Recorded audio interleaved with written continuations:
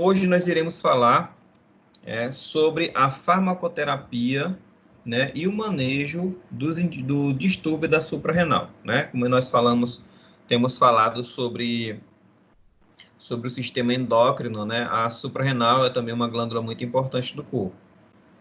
Então, as glândulas suprarrenais, também chamadas de glândulas adrenais, elas são glândulas, né? São estruturas bilaterais, são encontradas em cada lado do corpo. Elas são situadas acima dos rins, né? É uma localização retroperitoneal no ápice de cada rim. A suprarrenal, histologicamente e anatomicamente, ela é dividida em duas partes. A parte externa, chamada de córtex suprarrenal, e a parte interna, chamada de medula. Essas regiões, elas são responsáveis por produção de algumas substâncias diferentes. Então, por exemplo, na parte interna, na medula da suprarrenal, são produzidos neurotransmissores, como epinefrina, também chamada de adrenalina, a norepinefrina, também chamada de noradrenalina, né? E outras substâncias que têm a função, tanto como hormônio, como, né, neurotransmissores, que participa aí do sistema nervoso simpático.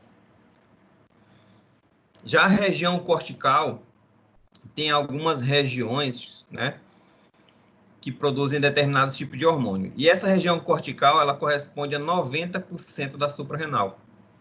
Ela é responsável pela produção de 3 grupos de hormônios. O primeiro deles são os glicocorticoides. O segundo são os mineralocorticoides. E o terceiro são os androgênios, né? Então, a suprarrenal, ela produz glicocorticoides. Dentre eles, o principal é o cortisol, né? Que é, inclusive, tem alguns medicamentos que que imitam a função do cortisol, que são os anti-inflamatórios esteroidais. Temos os mineralocorticoides também. Dentre eles, o principal hormônio mineralocorticoide é o que regula ali o processo de recaptação de sódio nos rins e auxilia na regulação da pressão arterial.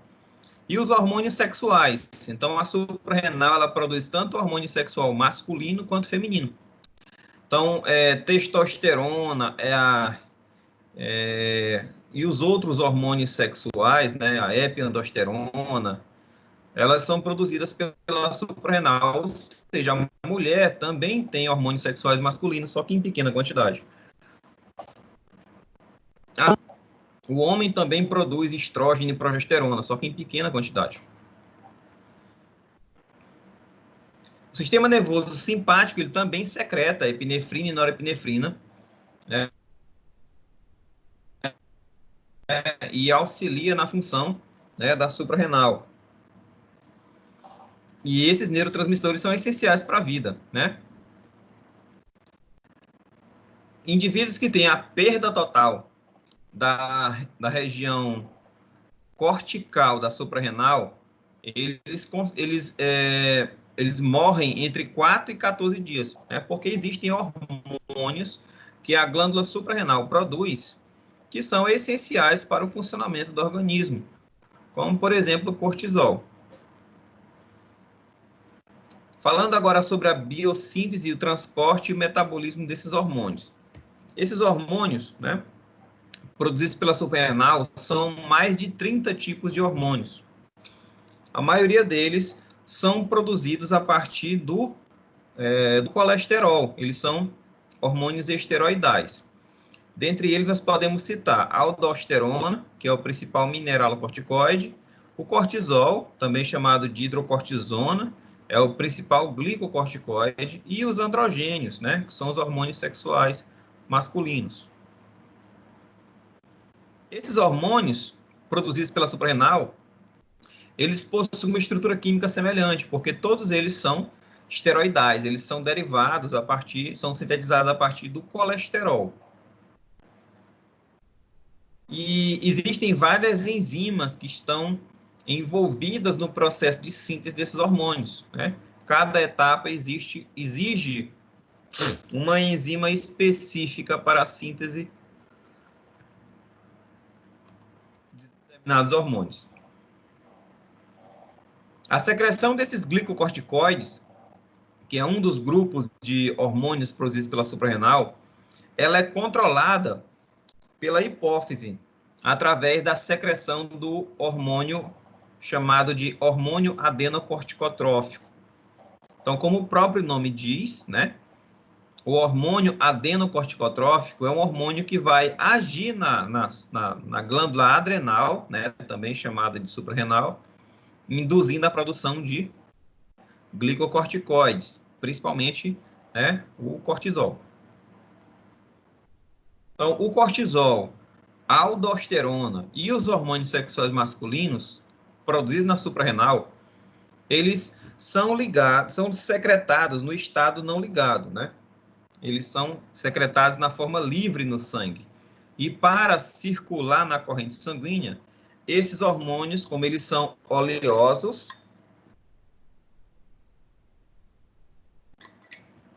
eles precisam ser transportados por proteínas transportadoras, proteínas plasmáticas, né? Porque o sangue, ele é aquoso, ele é rico em água. E esses hormônios, eles são oleosos, né? Eles têm dificuldade de se misturar com a água. Então, para circular no sangue, eles precisam se ligar a proteínas plasmáticas. Boa parte do cortisol sintetizado pela suprarrenal, ele vai se ligar às globulinas, né? E, em menor grau, eles também se ligam à albumina. A aldosterona e os hormônios sexuais masculinos, eles vão se ligar e circular na maior parte através da ligação à albumina.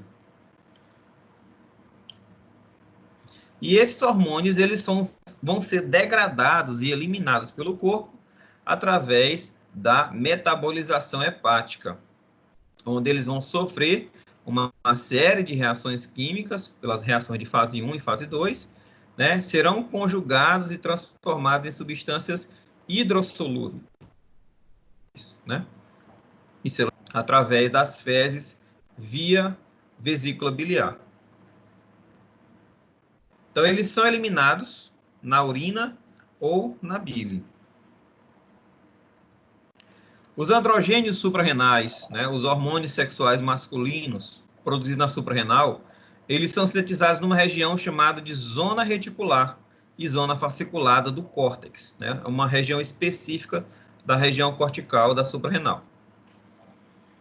Esses hormônios sexuais, eles vão exercer pouco efeito sobre a função sexual normal, mas há evidências que esses hormônios, né, tanto a desidroepiandosterona e como o sulfato da desidroepiandosterona, eles contribuem para o crescimento puberal dos pelos corporais. Então, esses hormônios, eles são responsáveis lá na adolescência de induzir o crescimento dos pelos pubianos, né? Tanto das axilas quanto da região genital. E essa produção acontece principalmente nas mulheres, já que a mulher não tem tanta testosterona. Então, esses hormônios sexuais masculinos, eles estimulam os crescimentos pubianos, tanto do homem quanto da mulher. Além disso, esses hormônios sexuais masculinos, eles desempenham um papel na economia dos hormônios esteroidais da mulher grávida, né? E também na unidade fetoplacentária. Os hormônios masculinos, né, como a desidroepiandrosterona sulfatada, ela está sendo cada vez mais utilizada no tratamento de doenças como doença de Addison, que nós vamos discutir mais adiante, né? Vamos discutir duas doenças decorrentes da suprarrenal, né? As duas doenças bem importantes, a doença de Addison e a síndrome de Cushing. Os androgênios suprarrenais, eles são fisiologicamente importantes em mulheres com doença de Addison, né? E deve-se considerar uma reposição diária de 20 até 50 miligramas por dia em mulheres com síndrome de Addison. Como os testículos nos homens, eles produzem também hormônios sexuais masculinos, então essa suplementação, essa reposição hormonal em homens não é justificada, né? Mas na mulher sim, porque a mulher não tem testículo.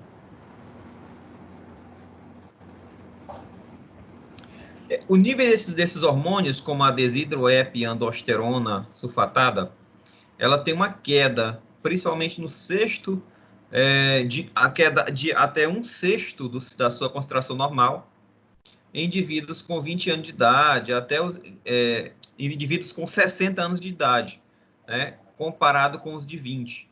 Então, os indivíduos de 60 anos, eles têm um sexto da concentração desses hormônios quando comparados com os de 20. E é justamente esse período em que o indivíduo ele entra na a adrenopausa ou andropausa, né, a menopausa masculina. E aí ele tem alguns transtornos, né, de comportamento, né, alguns transtornos fisiológicos também, né?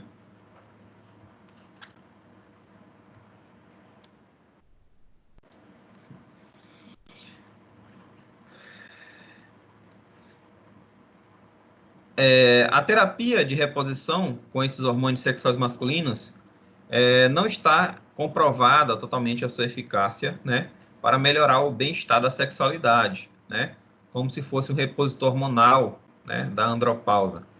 Mas eles têm efeitos importantes nas mulheres. Os mineralocorticoides são outros hormônios produzidos pela suprarrenal. Dentre eles, eles desempenham um papel muito importante na regulação dos níveis de íons, né, no equilíbrio hídrico, na concentração de água do indivíduo. E o principal deles aí nós temos a aldosterona, né, um dos hormônios que regulam a pressão arterial. Então, os mineralocorticoides, eles são produzidos na zona glomerulosa da suprarrenal e é uma camada mais externa de células do córtex da suprarrenal, né, a região mais externa da suprarrenal. A secreção de aldosterona também é regulada pelo mecanismo renina-angiotensina-aldosterona, né, aquele mecanismo que a gente já viu, né? A renina, ela é produzida pelos rins quando as células barorreceptoras, elas percebem que a pressão sanguínea está baixa, é reconhecida pelas células barorreceptoras. Essas células barorreceptoras aumentam a produção de renina e essa renina vai converter uma proteína inativa do sangue, que é o angiotensinogênio, em angiotensina 1. Essa angiotensina 1, por sua vez, é convertida em angiotensina 2, né, através da enzima conversora de angiotensina, que é produzida principalmente pelas células endoteliais dos pulmões, né? As células endoteliais dos pulmões produzem essa enzima. Inclusive, as células endoteliais dos pulmões também têm receptores para angiotensina 2. E é inclusive esse receptor que é utilizado pelo vírus do SARS-CoV-2, causador da COVID-19, que ele se liga a esse receptor para penetrar nas células dos pulmões, causando ali uma inflamação, uma pneumonia decorrente dessa infecção viral. Por isso que no início da pandemia se cogitou, né, o uso de inibidores da ECA, né, para a utilização do tratamento, né, se mostrou até ineficaz. E isso se explica porque também pessoas que têm hipertensão são as pessoas que têm maior chance de evoluir para estado grave. Porque pessoas que têm hipertensão, as células endoteliais dos pulmões possuem uma grande quantidade de receptores ACE2, que são os receptores para a angiotensina. Então, se tem mais receptor, essas células são atacadas com com uma carga viral maior e eles acabam evoluindo mais rapidamente. Então, esse hormônio, né, a aldosterona, ela regula os níveis de sódio. O aumento de aldosterona e aldosterona gera a reabsorção do sódio e eliminação do potássio. essa reabsorção do sódio promove uma retenção de líquidos e isso aumenta o volume sanguíneo e aumenta, consequentemente, a pressão arterial. Níveis aumentados de aldosterona promove retenção de sódio pelos túbulos distais dos rins e isso, né, aumenta a pressão arterial. Em consequência, à medida que a aldosterona aumenta a retenção de sódio, ela aumenta também a eliminação de potássio, né? Porque eles são contrarregulados. E os glicocorticoides, a outra classe de hormônio produzidos pela suprarrenal. Os glicocorticoides são hormônios, né? Uma classe de hormônios, e aí temos como principal componente o cortisol. Esse hormônio ele é sintetizado na zona fasciculada e na zona reticular da glândula suprarrenal. Os níveis sanguíneos desse hormônio são regulados pelo um eixo, né?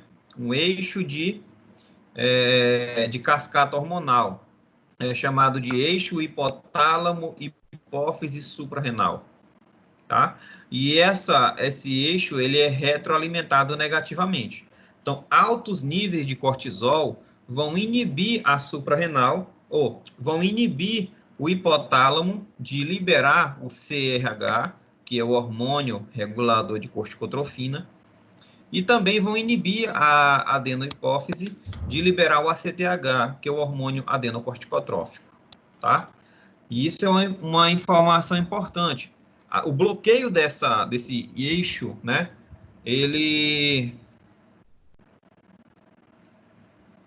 quando ele é bloqueado por muito tempo, ele precisa ser desbloqueado aos poucos, para que o indivíduo não entre em choque. Porque o decréscimo de cortisol muito rápido pode levar à morte, pode levar a um colapso do organismo. Isso é a principal explicação de por que indivíduos que usam corticoides por muito tempo, eles não podem deixar de tomar corticoide de uma vez. Eles não podem deixar de... Eles não podem parar a farmacoterapia de forma abrupta. Ele tem que fazer uma paralisação gradual, que a gente chama de desmame. Porque esses medicamentos, os corticoides, eles mimetizam o cortisol. Eles vão fazer um feedback negativo no hipotálamo e na suprarrenal. E esse feedback negativo inibe a produção de cortisol natural pela suprarrenal. Se o indivíduo deixar de tomar o corticoide, o que é que vai acontecer? A suprarrenal desse indivíduo, ela está bloqueada, ela não está produzindo grande quantidade de cortisol. E aí o que acontece? Ao deixar de tomar o medicamento, os níveis de cortisol endógenos estão muito baixos e o indivíduo pode entrar em colapso, inclusive morrer. A gente vai já entender o que pode causar, né, quais as consequências dessa paralisação repentina.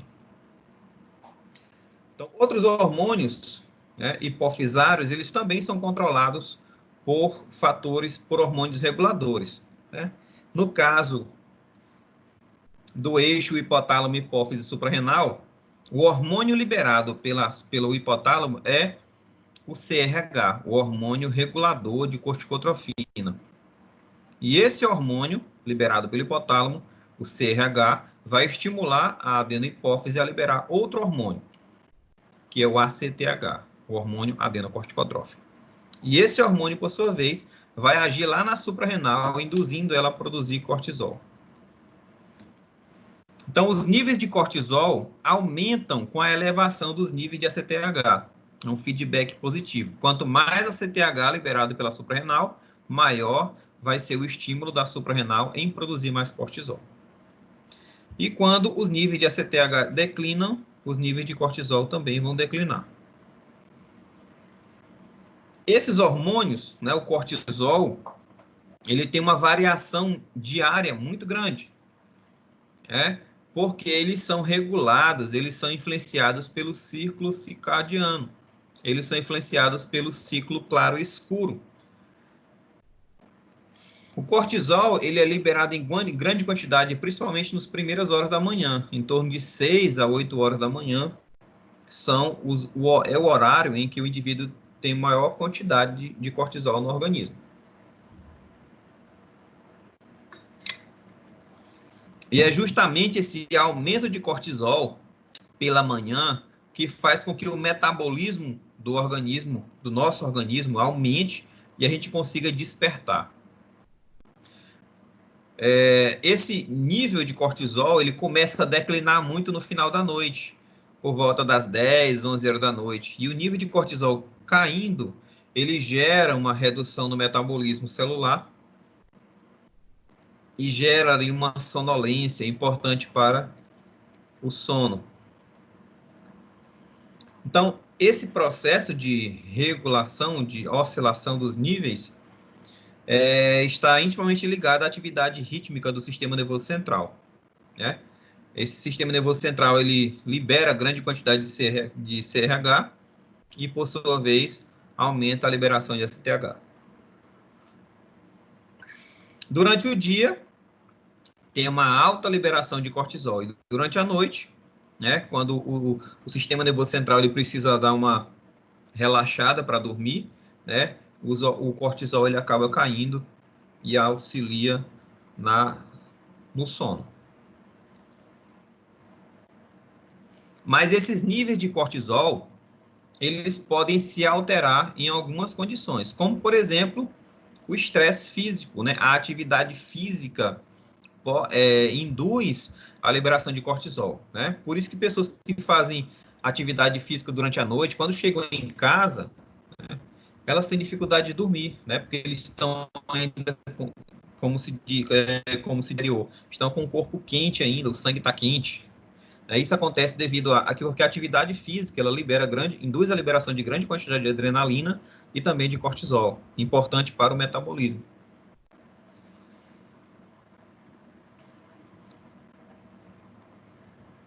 Indivíduos também que têm surtos de depressão, psicose maníaco-depressiva, doenças hepáticas e outras condições que podem aumentar o metabolismo do cortisol, né?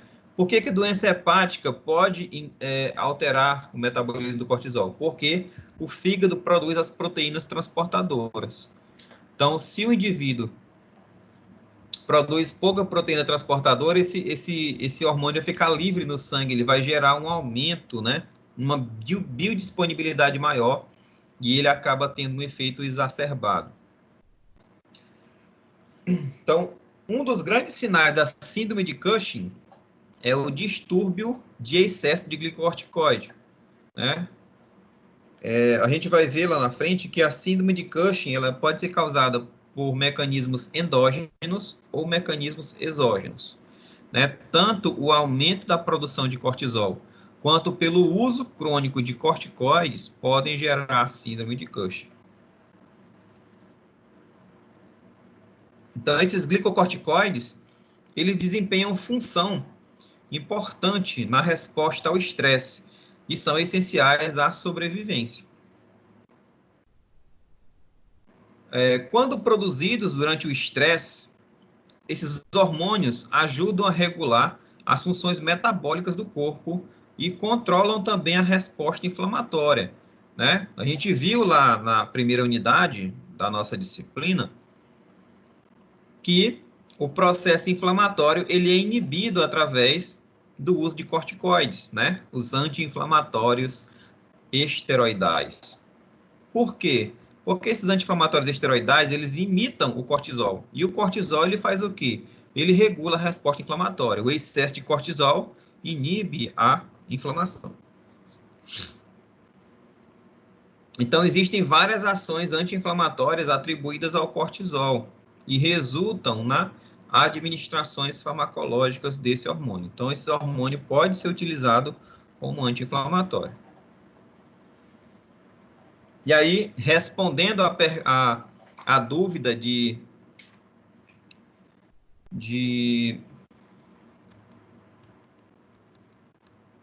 ver se ela tá aqui ainda. Sâmia. Tá aí ainda, Sâmia? Então, respondendo à dúvida de Sâmia, que relatou que o pai dela que era diabético, né? Mas a glicemia dela... Tô sim, Irã. Tô sim. Pronto, vamos aqui.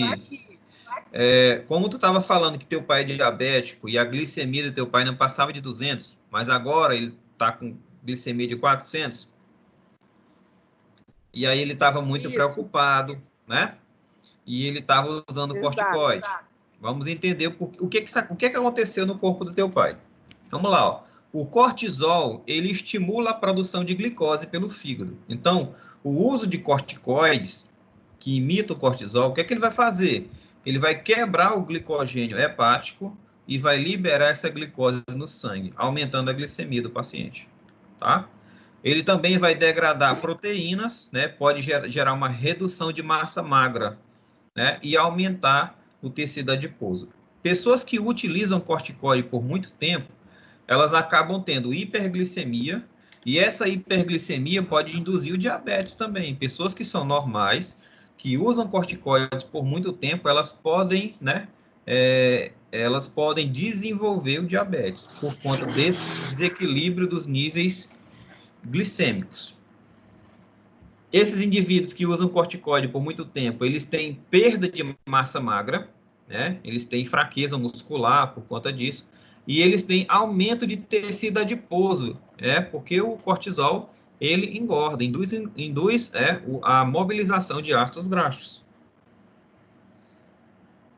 Ó, esse cortisol, ele induz a degradação de proteínas corporais, né? Para que esses aminoácidos sejam utilizados e transportados até o fígado. E essas proteínas, né, esses aminoácidos derivados das proteínas, vão ser utilizados para produzir glicose, por um processo chamado de gliconeogênese. Por quê? Porque o cortisol, a função principal dele é aumentar o nível de glicose no sangue. Ele é produzido durante o estresse, e essa glicose aumentada no sangue ajuda, né, no mecanismo de fuga ou luta.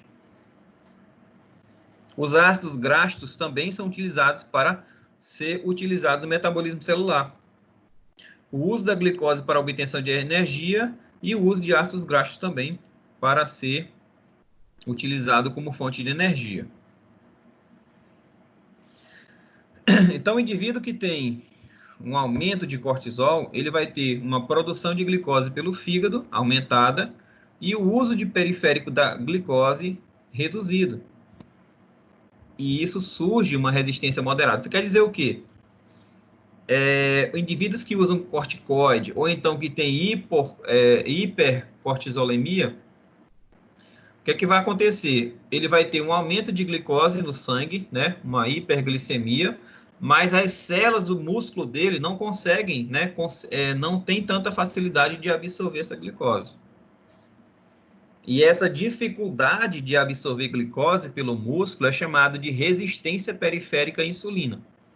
E essa resistência periférica à insulina é o início, né? É a patogênese do diabetes tipo 2. Né? É quando as células do corpo têm dificuldade de absorver essa glicose no sangue. E essa glicose fica mais tempo na corrente sanguínea, gerando uma hiperglicemia.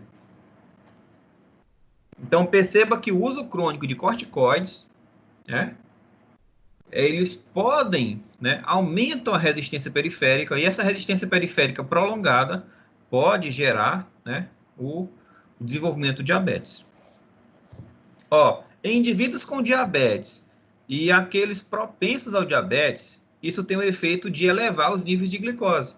Então, diabéticos e pré-diabéticos, quando eles têm um aumento de cortisol no sangue ou o uso de corticoides, eles vão aumentar o nível de glicemia do paciente. Quais são os efeitos psicológicos do cortisol? Eles agem de forma direta ou indireta no comportamento emocional do paciente. Alguns indivíduos, né, alguns estudos mostram que alguns tecidos têm um papel, né, tem receptores desses hormônios de cortisol, e essas células participam da regulação comportamental do paciente. Por exemplo, indivíduos tratados com esses hormônios, com cortisóis, eles exibem um comportamento até psicótico, né? Surtos psicóticos, né? Histeria, decorrente do uso de corticoides. Efeitos imunológicos inflamatórios. Já é sabido que o cortisol, ele regula o sistema imunológico, né? O cortisol influencia múltiplos aspectos da função imunológica e da resposta inflamatória. Tanto é que os corticoides, eles são utilizados como anti-inflamatórios. E em doses elevadas, eles são, inclusive, imunossupressores, tá? Em doses pequenas, eles são anti-inflamatórios, mas em doses elevadas, eles são imunossupressores. Eles bloqueiam demais o sistema imunológico e acabam reduzindo a função do sistema imunológico. Então, eles são necessários em grande quantidade para uma ação anti-inflamatória excessiva, efetiva. Em grandes quantidades, né, são obtidas pela administração de doses mais que farmacológicas do que o cortisol sintético. Então, o uso de cortisol sintético, juntamente com aquele cortisol natural, né, cortisol endógeno, né, a junção dessas duas doses vão gerar efeitos farmacológicos. Então, o cortisol em níveis aumentados, ele bloqueia a inflamação no estágio inicial, porque ele vai diminuir a permeabilidade capilar. Tá? Aquela permeabilidade que eu falei para vocês, que facilitam a passagem das células de defesa do sangue para o tecido, né, os conteúdos do sangue para o tecido, gerando ali aquele edema e gerando também aquela infiltração de células de defesa. Então, os corticoides, eles bloqueiam essa permeabilização capilar.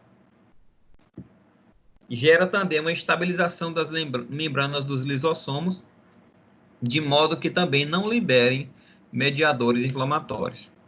Então, além de impedir a permeabilidade dos vasos sanguíneos, o cortisol, ele impede a liberação de mediadores inflamatórios produzidos pelas células de defesa.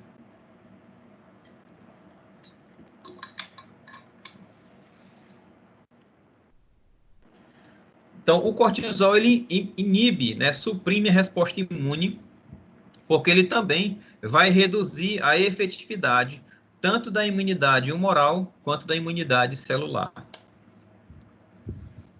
E essa resposta inflamatória diminuída reduz, né, a febre. Então, os corticoides, eles também são antitérmicos. Como a gente viu nos módulos anteriores, a febre, ele é um sinal sistêmico da inflamação. É quando a inflamação ela deixa de ser localizada, os mediadores inflamatórios acabam caindo na corrente sanguínea, como a interleucina 6, interleucina 1, agem lá no cérebro, no hipotálamo, e geram um aumento da temperatura corporal. Então, o cortisol, como ele impede a liberação dessas substâncias pró-inflamatórias, impede a liberação de interleucinas, ele vai impedir o estímulo do hipotálamo em aumentar a temperatura corporal. E durante o processo de cicatrização, o uso de corticoides também pode diminuir o processo de cicatrização, porque ele vai inibir os fibroblastos, né? Aquela célula que é extremamente importante para produzir o colágeno e os outros componentes da matriz extracelular, formando ali o tecido cicatricial. Então, os fibroblastos, eles são inibidos pelo cortisol e reduzem, né, o processo, o tempo, a velocidade de cicatrização. O cortisol também inibe a síntese de prostaglandina, né, o que pode explicar em grande parte a sua ação anti-inflamatória, né? As prostaglandinas são derivados do ácido araquidônico que têm funções pró-inflamatórias. Então, aqui nós temos uma tabelinha que mostra o efeito do cortisol em diversos locais, né? Tanto no metabolismo da glicose, como de proteínas, como de lipídios, ação anti-inflamatória e também o efeito dele no comportamento, né? Então, falando sobre as suprarrenais, né, ou glândulas adrenais. Elas são localizadas sobre os rins, elas são divididas em duas porções, a região cortical, que é a região mais externa. É nessa região onde são produzidos os hormônios, o glicocorticoide, o principal deles é o cortisol, os mineralocorticoides, o principal deles é a aldosterona, e os hormônios sexuais masculinos. Na região central, na região interna, chamada de região medular, são produzidos os hormônios epinefrina, também chamado de adrenalina, e a norepinefrina, também chamada de noradrenalina. Então, aqui nós temos as regiões.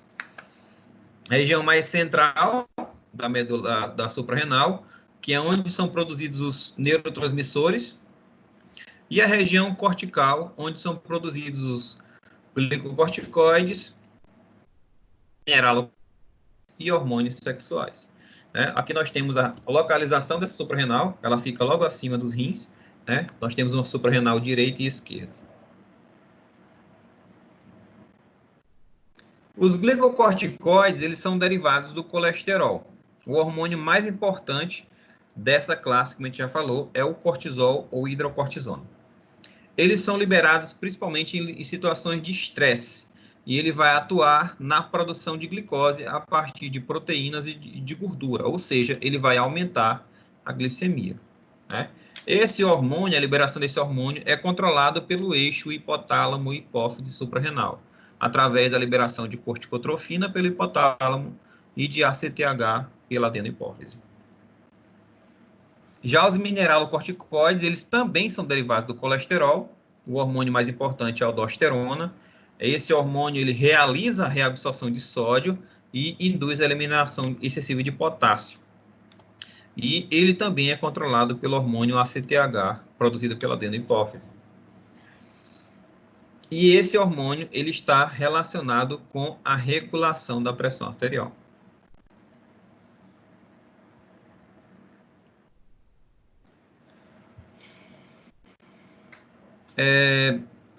Nós temos vários casos em que é necessário a utilização de medicamentos para inibir a função da suprarrenal. Uma terapia prolongada, por exemplo, com preparações farmacológicas de glicocorticoide, gera uma insuficiência com a então, porque esses medicamentos, eles agem como cortisóides sintéticos, e eles vão inibir o eixo hipotálamo e hipófise suprarrenal. À medida que o indivíduo está usando o anti-inflamatório esteroidal, esses medicamentos vão bloquear o eixo hipotálamo e hipófise suprarrenal. A supressão crônica desse eixo gera uma atrofia na glândula suprarrenal. Então, indivíduos que tomam corticoides por muito tempo, a glândula suprarrenal acaba reduzindo de tamanho, porque ela não está mais sendo estimulada. E, em consequência disso, se o paciente ele tiver uma interrupção abrupta, ele pode causar uma insuficiência da suprarrenal aguda. E essa insuficiência pode causar a morte. Por isso que não é recomendado fazer a interrupção abrupta de corticoterapia prolongada. Então, esses indivíduos eles têm que fazer uma retirada gradual desse medicamento para que aquela suprarrenal ela volte a ser estimulada, volte a hipertrofiar, volte ao seu tamanho normal e consiga produzir hormônios, cortisol e os outros hormônios em quantidades ideais. Então, a recuperação do estado de função da suprarrenal pode demorar, levando até 12 meses ou mais. Então, aquele desmame, ele tem que ser lento e gradual. Quanto mais tempo esse indivíduo passar usando corticoide, mais demorado será o desmame dele também.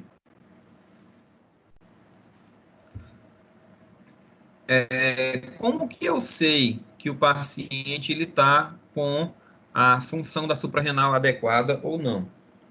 Existem vários testes para avaliar esse eixo da hipófise suprarrenal ou hipotálamo. basta fazer o doseamento dos hormônios, cortisol, aldosterona, adenocorticotrófico. Eles podem ser medidos por radioimunoensaio. Então, analisando a concentração desses hormônios, a gente consegue entender se esse eixo está funcionando de maneira correta ou não. A amostra de urina também pode ser utilizada para medir a excreção de vários hormônios, né? Como esses hormônios eles são eliminados pelas fezes e pela urina, a urina é um bom material biológico para a detecção e quantificação desses hormônios.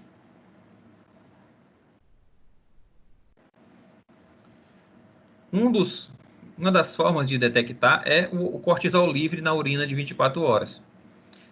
Os níveis séricos, né, sanguíneos, ou os níveis salivares de cortisol de noite e de dia, né? E também os testes de supressão com dexametasona durante a noite.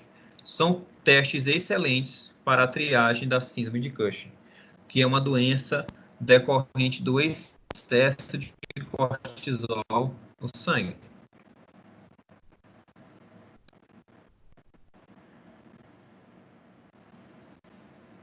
O teste de supressão e de estimulação fornece uma maneira de avaliar o estado de sistema de retroalimentação do eixo hipotálamo, hipófise suprarrenal. Então, quando o indivíduo ele recebe uma dose de dexametasona, essa dexametasona vai inibir o hipotálamo de liberar CRH, e também essa baixa concentração de CRH inibe a liberação de ACTH.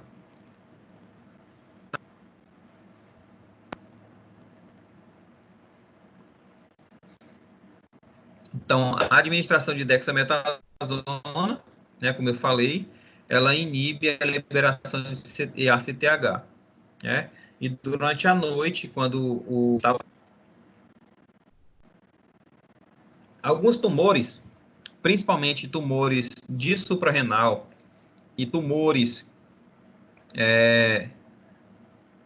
de mama, outros tumores, alguns deles têm a capacidade de produzir ACTH, hormônio adenocorticotrófico. E eles podem impedir, podem alterar o eixo hipotálamo, hipófise, ACTH. E esses tumores, eles não são inibidos pela dexametasona, porque esses tumores, eles produzem ACTH de forma independente. Eles não são estimulados pelo CRH, pelo hormônio regulador de corticotrofina. Então, como que eu sei que o ACTH do indivíduo está alto porque o CRH está alto ou porque o indivíduo tem um tumor? Eu vou injetar dexametasona no paciente e no dia seguinte eu vou detectar, vou quantificar a concentração de ACTH no sangue. Se esse ACTH, mesmo com a administração de dexametasona, estiver elevado, isso é um forte indício de que o paciente tem um tumor adenocorticotrófico. Então, um tumor produtor de hormônio adenocorticotrófico. Mas, se eu injetar dexametasona no paciente e o ACTH cair, indica que o eixo hipotálamo está regulado.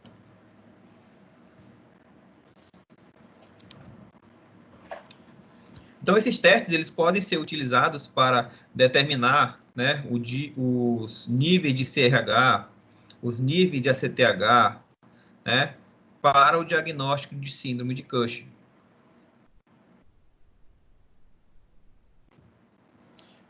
A metirapona é um medicamento utilizado para inibir a síntese de cortisol.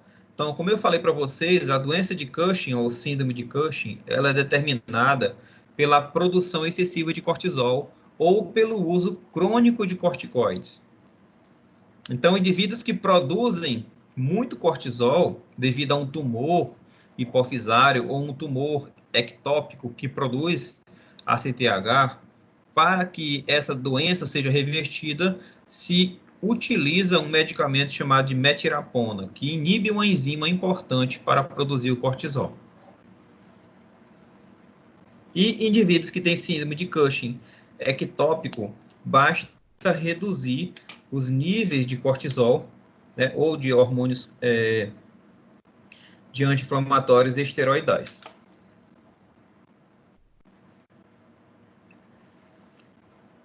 E esse medicamento, né, é um padrão ouro para avaliação do eixo hipotálamo hipófise suprarrenal no estresse hipoglicêmico é o estresse hipoglicêmico com insulina.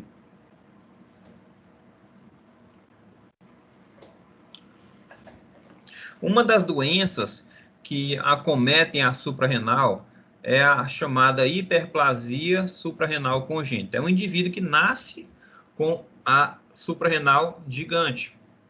Esse indivíduo, ele vai ter uma produção aumentada de alguns hormônios. É um distúrbio que a pessoa já nasce com ela e ela vai ter uma deficiência em uma das enzimas importantes para produzir o cortisol. Uma característica comum de todos os indivíduos com hiperplasia da suprarrenal crônica, congênita, é o defeito da síntese de cortisol. Então, existem duas enzimas que são extremamente importantes para a síntese do cortisol. A gente já vai falar delas. Nesse caso, o indivíduo vai ter níveis aumentados de ACTH. Por quê? Porque se tem pouco cortisol, né, o indivíduo que tem hiperplasia da suprarrenal congênita, como ele não consegue produzir cortisol, o que é que vai acontecer? Esses baixos níveis de cortisol, eles não vão bloquear, né, o eixo hipotálamo-hipófise suprarrenal. E é o que acontece, os níveis de CRH e os níveis de ACTH estarão elevados na corrente sanguínea. Os mineralocorticoides, eles podem ser produzidos em quantidades excessivas ou insuficientes. Vai depender de qual enzima está deficiente nessa condição. Indivíduos que são lactentes e que têm hiperplasia da suprarrenal congênita, eles podem ser afetados, né? Tanto do sexo masculino quanto do sexo feminino podem ser afetados por essa condição. Os meninos, eles raramente são diagnosticados ao nascimento, né? A não ser que eles tenham uma genitália desenvolvida, né? Uma genitália madura. Recém-nascidos com a genitália bem desenvolvida. Ou indivíduos que têm uma perda de sal muito grande, né? Decorrente dessa crise da suprarrenal. A baixa produção de aldosterona faz com que o indivíduo ele elimine muito sal e pode gerar uma hipotensão. Já os lactentes do sexo feminino, uma das condições da hiperplasia da suprarrenal congênita é o aumento de androgênios. E esse aumento de hormônios sexuais masculinos num recém-nascido do sexo feminino pode gerar um distúrbio chamado de virilização da genitália ambígua. Ou seja, o recém-nascido do sexo feminino, ele vai ter uma genitália, né, intermediária, que se assemelha a um pênis e também se assemelha a uma vagina. Então, essas meninas recém-nascidas que têm a hiperplasia da suprarrenal congênita, elas são mais facilmente diagnosticadas devido a essa virilização.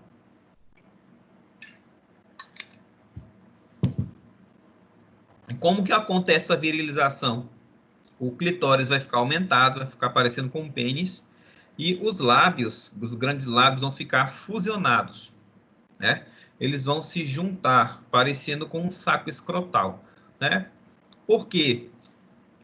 Tanto o pênis quanto a vagina, eles têm a mesma origem embrionária. E o que vai determinar o amadurecimento da genitália para a genitália masculina ou feminina, o que vai influenciar, além de fatores genéticos, influencia também os níveis de testosterona. Então, se os níveis de testosterona estão elevados no embrião, a genitália vai evoluir para uma genitália masculina. E se estão reduzidos, vai evoluir para uma genitália feminina. Crianças de ambos os sexos com hiperplasia da suprarrenal congênita, elas apresentam características sexuais secundárias, que podem estar normais. E a fertilidade, às vezes, não é afetada se for feita uma terapia apropriada, né, na infância. Então, existem duas enzimas que são importantes para a produção de hormônios da suprarrenal. É a enzima 21-hidroxilase, né, que está defeituosa em 90% dos casos da hiperplasia da suprarrenal congênita. E a outra enzima é a 11-beta-hidroxilase, que é responsável por média aí de 10% dos casos.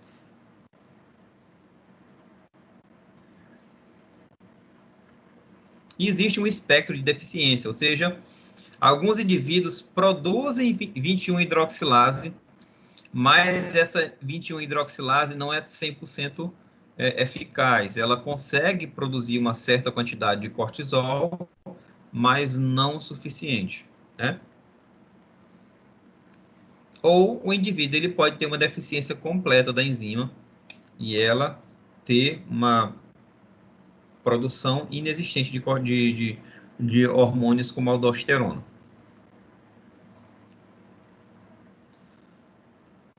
Vou passar aqui um pouquinho para a gente seguir para as outras doenças.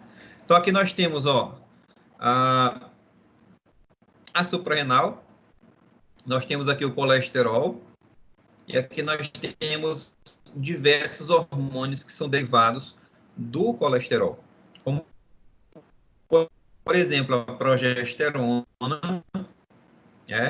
o cortisol. Ó, lembra que o cortisol, para ser sintetizado, precisa aqui representado essa barra verde, que é a 21-hidroxilase. Então, se o indivíduo não tem a 21-hidroxilase, ele não vai conseguir sintetizar o cortisol. A deficiência da 11-beta-hidroxilase inibe a produção de aldosterona, tá? Então, essas duas enzimas, tanto a 21-hidroxilase quanto a 11-beta-hidroxilase, são enzimas importantes na síntese de hormônios esteroidais.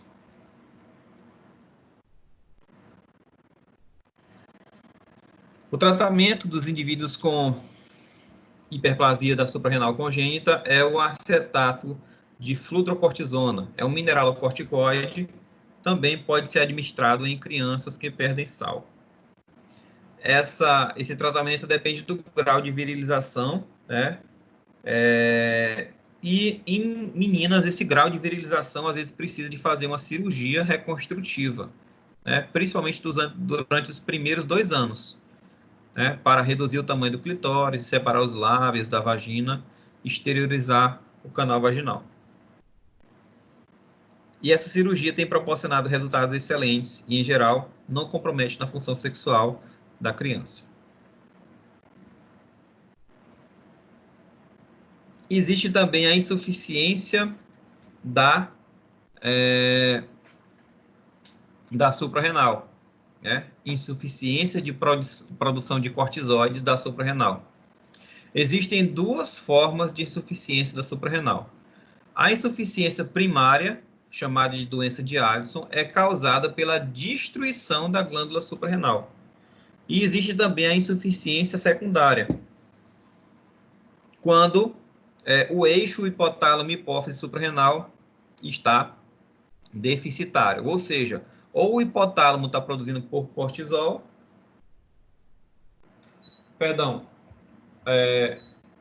ou o hipotálamo está produzindo pouco CRH, ou a suprarrenal, a adenohipófise está produzindo pouco ACTH. E isso, né, a deficiência do eixo hipotálamo-hipófise suprarrenal reduz o estímulo da produção de cortisol. Ambas as condições vão repercutir numa baixa produção de cortisol. E o que acontece no indivíduo que tem baixa produção de cortisol? Ele vai desenvolver uma doença chamada doença de Addison. A doença de Addison é um distúrbio relativamente raro e em todas as camadas do córtex suprarrenal são destruídas, né? Ela geralmente é uma doença autoimune, onde ocorre a ativação do sistema imune e esse sistema imune começa a destruir a glândula suprarrenal. Antes de 1950, a tuberculose era a principal indutora da doença de Addison. Aquela bactéria, ela ativava o sistema imunológico, a presença daquela bactéria, né, como causadora da tuberculose, o Mycobacterium tuberculosis, e esse sistema imunológico ativado, porventura, poderia produzir autoanticorpos que reconheciam a suprarrenal.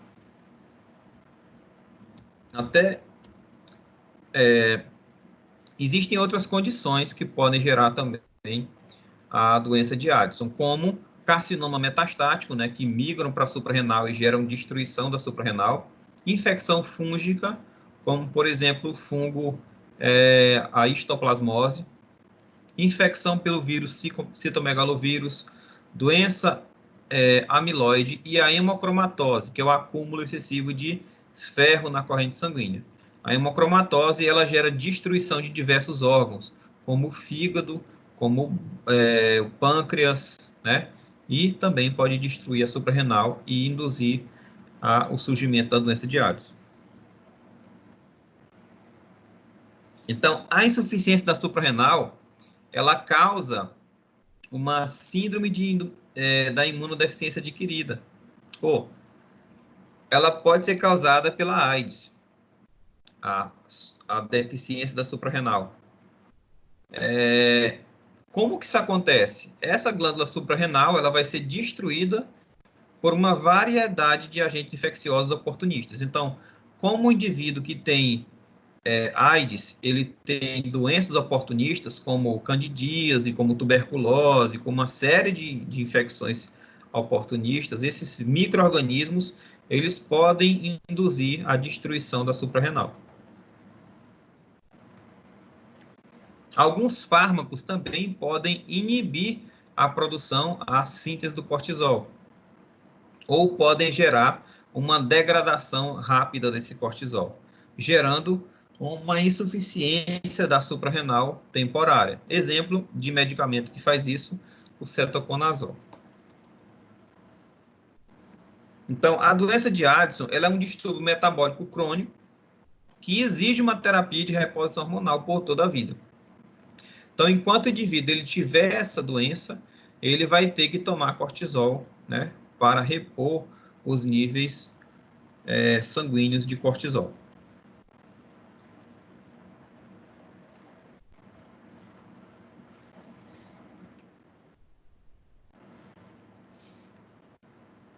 Então, o córtex da suprarrenal, ele possui uma grande capacidade de reserva.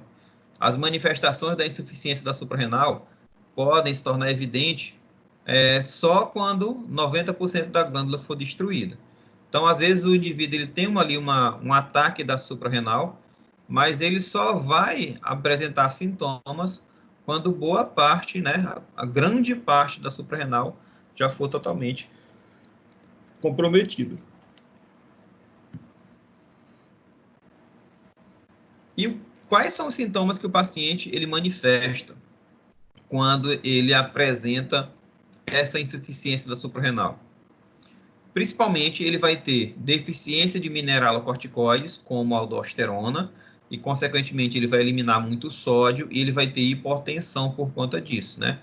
Desregulação da pressão arterial. Ele vai ter deficiência de glicocorticoides, e aí ele vai ter dificuldade de manter os níveis de glicose em condições de estresse.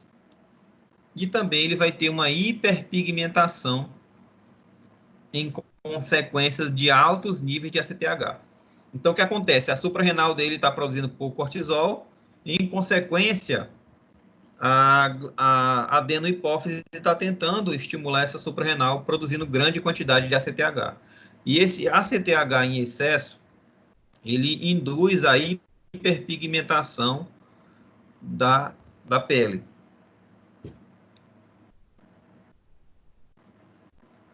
Embora a ausência de hormônios masculinos possa ter poucos efeitos nos homens, nas mulheres, esse declínio muito grande dos hormônios sexuais masculinos podem gerar, né, algumas consequências, como, por exemplo, a escassez de pelos axilares e de pelos púbicos. Por que isso não acontece em homens com síndrome de doença de Addison? Porque os testículos também produzem hormônios sexuais masculinos. A deficiência de mineralocorticoides, como a aldosterona, provoca perda urinária aumentada, perda de sódio, perda de cloreto, perda de água e também diminuição da excreção de potássio. E esse excesso de potássio pode gerar alguns distúrbios. Então, o indivíduo ele vai ter hiponatremia, né? Esse termo significa redução dos níveis de sódio do sangue. Ele vai ter perda de líquido extracelular, decorrente desse desequilíbrio hidroelétrico. Diminuição do débito cardíaco, né? O volume de sangue vai reduzir por causa da perda excessiva de líquido. E ele vai ter hiperpotassemia, o aumento de potássio na corrente sanguínea. Ele, por consequência dessa perda excessiva de sódio, ele pode ter um apetite anormal por sal, né? Porque o corpo, ele tenta compensar de qualquer forma essa deficiência de sal, de sódio. E aí esse indivíduo ele vai ter uma fome, uma vontade de comer sal. Ele pode também ter uma hipotensão ortostática, que é aquele indivíduo que tem uma queda na pressão arterial quando ele fica muito tempo sentado, muito tempo deitado. Esses sintomas consistem na desidratação, fraqueza e fadiga decorrente da baixa produção de hormônios da suprarrenal. Se a perda de sódio e água for extrema, pode gerar um colapso cardiovascular e choque, inclusive pode causar a morte. A falta de glicocorticoides em pacientes com doença de Addison, esses indivíduos têm uma baixa tolerância ao estresse. Como eu falei para vocês, o cortisol, ele é um hormônio que atua em condições de estresse, aumentando o nível de glicose para manter o organismo, né, apto para o mecanismo do sistema de luta ou fuga. Esses indivíduos, eles acabam tendo hipoglicemia, letargia, né, uma dificuldade de locomoção, fraqueza, febre, sintomas gastrointestinais, né, como anorexia, náusea, vômito e perda de peso. Tudo isso decorrente da perda de água e perda de eletrólitos. O paciente ele vai ficar com a pele com a aparência bronzeada ou queimada pelo sol decorrente dos excessos de ACTH, principalmente em áreas expostas e não expostas, principalmente nas regiões de dobra, né, e também nos pontos de pressão, as regiões entre as costelas também. As gengivas e mucosas do paciente podem adquirir tonalidade negro-azulada, em consequência do excesso de aminoácido e do ACTH elevado.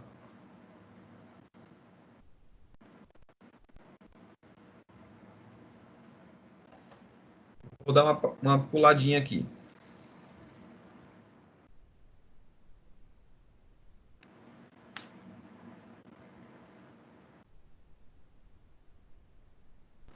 Já a síndrome de Cushing, que é outra doença que muito importante se falar.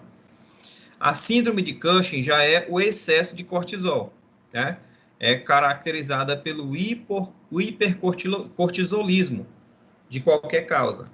Pode ser causada por uma produção excessiva de corticoide, né, pelo corpo, né?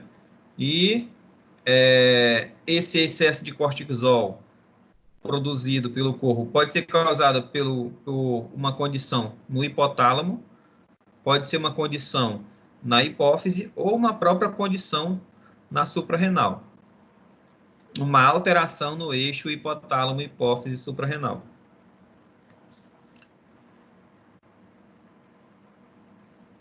Mas ela também pode ser causada pela presença de tumores que produzem ACTH. E esse ACTH vai estimular a suprarrenal a produzir grande quantidade de cortisol. E a terceira condição que causa síndrome de Cushing é tumores ectópicos, que produzem ACTH. E também o indivíduo ele pode ter síndrome de Cushing ectópica, causada pelo consumo exagerado de cortisol.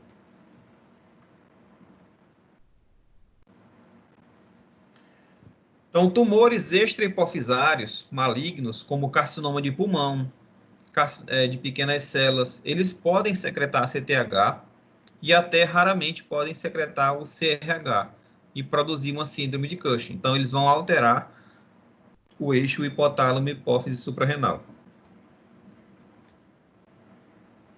A síndrome de Cushing também pode ser causada por uma terapia prolongada com potentes preparações farmacológicas de glicocorticoides. Então, terapia com anti-inflamatórios esteroidais em grandes concentrações pode induzir a síndrome de Cushing, chamada de iatrogênica. E quais são as manifestações da síndrome de Cushing? Decorrente desse excesso de cortisol?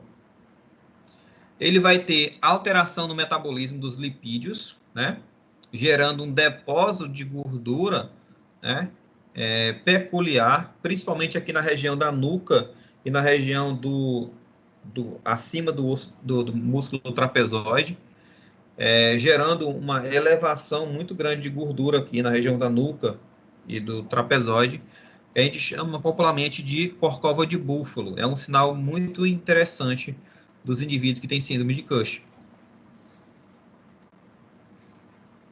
Então, esse aumento de coxins adiposos, subclaviculares, próximo à clavícula, também chamado de corcova de búfalo. O rosto também vai ficar muito cheio de tecido adiposo, gerando um rosto arredondado, que a gente chama de rosto em face de lua cheia. Tudo decorrente do acúmulo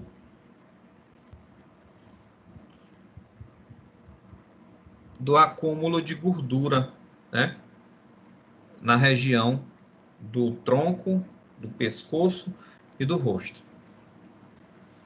O indivíduo ele vai ter fraqueza muscular, porque lembra que o cortisol ele gera degradação de musculatura para liberar aminoácidos e esses aminoácidos serem utilizados na produção de glicose.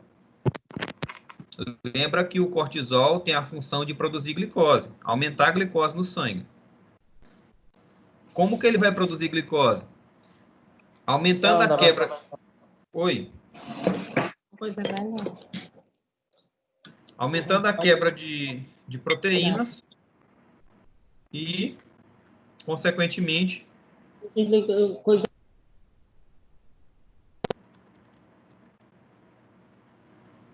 essa quebra de proteína acaba gerando uma perda de massa muscular e, consequentemente, o indivíduo ele vai apresentar fraqueza, E ele acaba tendo os membros inferiores e posteriores, superiores e inferiores, com baixo volume de massa muscular.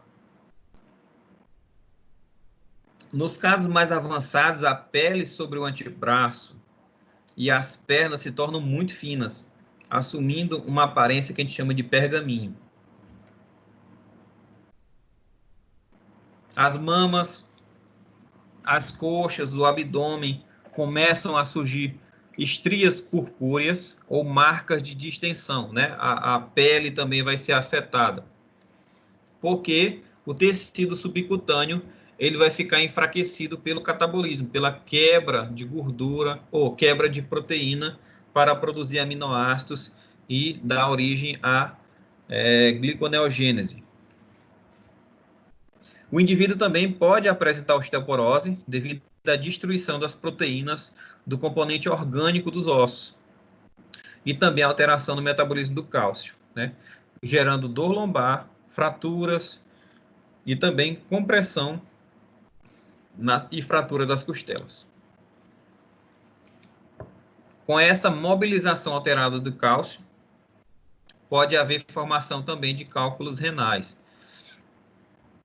Indivíduos também eles podem desenvolver diabetes mellitus decorrente do da hiperglicemia e também decorrente do aumento da resistência periférica à insulina.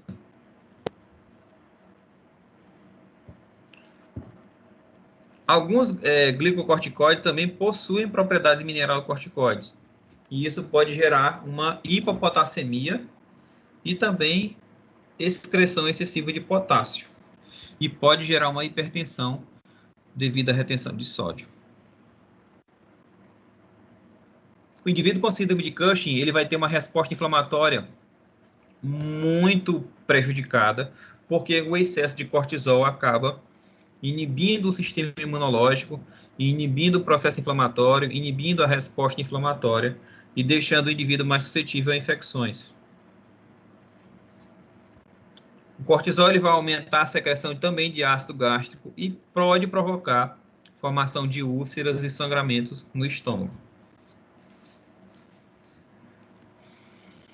O indivíduo com síndrome de Cushing também pode ter aumento nos hormônios sexuais masculinos e provocar o hirsutismo, né, formação de acne, né, e irregularidades menstruais nas mulheres devido ao aumento de hormônios sexuais masculinos.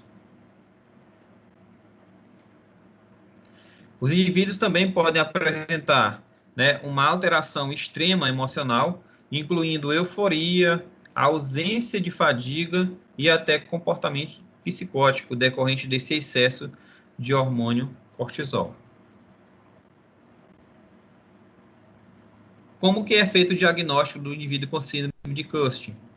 É o doseamento do cortisol, mostrando que esse paciente tem excesso de cortisol na corrente sanguínea. A determinação desse cortisol pode ser feita por urina de 24 horas, né, que é uma das formas mais confiáveis para a detecção dos níveis elevados de cortisol, devido a essa oscilação durante o dia e noite. Uma das características proeminentes da síndrome de Cushing é a perda do padrão diurno de secreção do cortisol, ou seja, o indivíduo vai produzir cortisol em grande quantidade durante todo o dia. Essa é a razão, por exemplo, que os níveis de cortisol entre 23 e meia-noite está elevada, né? O que não deve acontecer. Os níveis de cortisol devem cair por volta de 11 horas da noite, meia-noite, para que o indivíduo ele tenha uma redução do metabolismo, uma redução do sistema nervoso central e ele consiga dormir.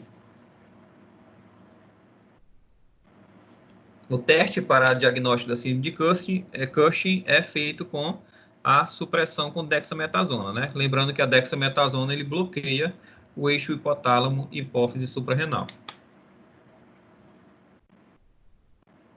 Tratamento, né? Se não for tratado, a síndrome de Cushing pode provocar uma morbidade grave e até mesmo a morte.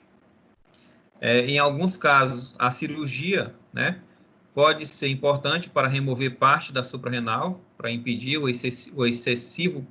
a produção excessiva de hormônios, ou também a irradiação, né, fazer uma radioterapia localizada para destruir parte do tecido da suprarrenal e impedir a produção excessiva. Ou também o tratamento farmacológico.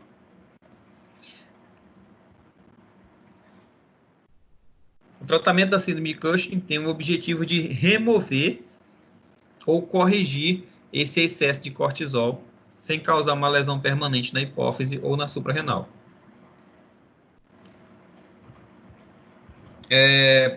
Alguns indivíduos que têm síndrome de Cushing decorrente do adenoma hipofisário, né, eles podem ter a remoção desse tumor produtor de ACTH através de uma remoção transfenoidal, né, dose esfenoide, através do nariz ou pelo céu da boca. Se faz uma pequena incisão e remove o tumor hipofisário. Pode-se utilizar também medicamentos que bloqueiam a produção de cortisol, como o mitotano, cetoconazol e o metiparano. Metirapona, aliás. São medicamentos que bloqueiam a produção de cortisol, porque eles vão inibir as enzimas, alguns deles inibem as enzimas que são importantes para a síntese do cortisol.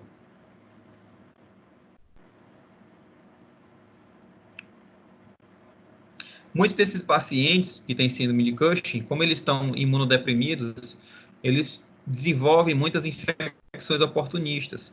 E muitas vezes eles precisam fazer também o tratamento contra alguns tipos de patógenos, como o Pneumocystis jirovensii, que é muito comum acometer indivíduos com síndrome de Cushing. Então, aqui nós temos o mecanismo, né, de regulação da produção do cortisol. Condições como o estresse, infecções, dores, hipoglicemia, sono, hemorragia ou traumatismo vão estimular o hipotálamo a produzir hormônio regulador de corticotrofina. Esse hormônio regulador de corticotrofina, por sua vez, ele vai agir na adenohipófise, induzindo ela a produzir o ACTH. Esse ACTH, por sua vez, ele vai agir na suprarrenal, induzindo a suprarrenal a produzir cortisol. Aqui nós temos uma mulher um modelo de uma mulher com síndrome de Addison, doença de Addison. O que é que ela vai apresentar? Uma atrofia ou destruição da suprarrenal, né, que é a principal característica. Essa atrofia ou destruição da suprarrenal faz com que essa mulher produza pouco cortisol.